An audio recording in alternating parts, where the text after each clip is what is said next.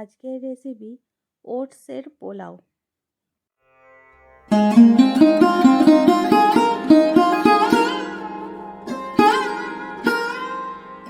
জন্য প্রয়োজন অবশ্যই ওটস। আমি এখানে 1 বাটি ওটস নিয়েছি। আর সবজি দেব এর মধ্যে বিনস, ক্যাপসিকাম, পেঁয়াজের কলি, আলু কুচি, মটরশুঁটি, পেঁয়াজ কুচি, ধনেপাতা কুচি, গাজর কুচি আর জিরে আর নুন। এই সব সবজিগুলোই আমি একসাথে কেটে এখানে রেখেছি। আমি অল্প করে নিয়ে আপনাদেরকে কী কী দিয়েছি সেগুলো দেখালাম। প্রথমে আমি গ্যাসটা অন করে কড়াইটাতে আমি গরম হওয়ার জন্য অল্প তেল দিয়েছি। এটা কিন্তু খুব অল্প তেলে হেলদি একটা তেল গরম হয়ে গেছে, এর মধ্যে আমি জিরেটা ফোড়নে দিয়ে দিয়েছি। এবার তেলটা বুলিয়ে নিয়ে আমি সব সবজিগুলো কড়াইয়ের মধ্যে দিয়ে দিলাম। এই সবজিগুলো আমি এবার নাড়াচাড়া করে ভালো করে ভেজে নেব। আর এর মধ্যে আমি এবার অল্প একটু নুন দিয়ে দেবো।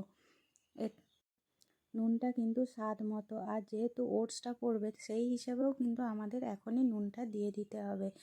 সবজিগুলোকে খুব ভালো করে নাড়াচাড়া করে আমাদের ভেজে নিতে হবে। যেহেতু সবজি নুন দিয়ে দিয়েছি তাই অল্প একটু সবজি থেকে জল ছেড়েই দেয়, তাই এবার ঢাকা দিয়ে দিলেই সবজিগুলো সেদ্ধও হয়ে যাবে, তাই জল দেওয়ার আর প্রয়োজন নেই।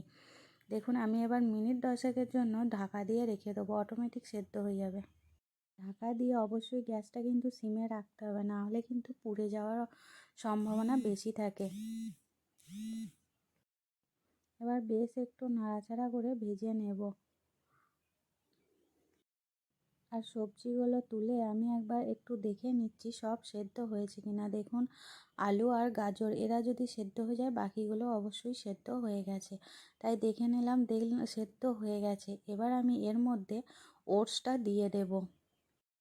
সবজিগুলো সেদ্ধ হয়ে গেলেই ওটসটা দেওয়া যায়। দেখুন ওটসটা আমি দিয়ে দিচ্ছি, তাতে যদি অল্প জলও থাকে তাহলেও কোনো অসুবিধা নাই, কারণ ওটসটা দিয়ে আবার আমরা ভাজবো।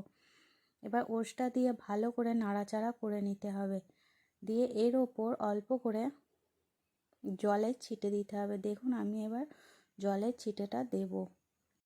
একসাথে জল ঢেলে দিলে কিন্তু ওটসটা ঘেঁটে যাবে, ঝরঝরে হবে না, আর খেতেও ভালো লাগবে না। তাই অল্প করে হাতে করে জল নিয়ে ওটসটা সেদ্ধ হওয়ার জন্য এইভাবে বার কতক ছিটে দিয়ে সেটা বুঝে নিতে হবে যে কতটা জল লাগবে বা লাগবে না।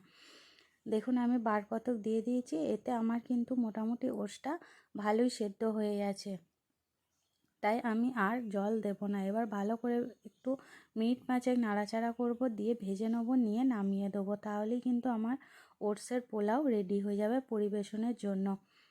তাহলে বাড়িতে একবার ট্রাই করে দেখুন, কেমন লাগলো সেটা কমেন্ট বক্সে জানাবেন। আর ভালো লাগলে অবশ্যই লাইক করবেন, কমেন্ট করবেন, শেয়ার করবেন, আর আমার চ্যানেলটাকে সাবস্ক্রাইব করবেন। তাহলে দেখা হচ্ছে পরের রেসিপির সাথে, পরের ভিডিওর সাথে।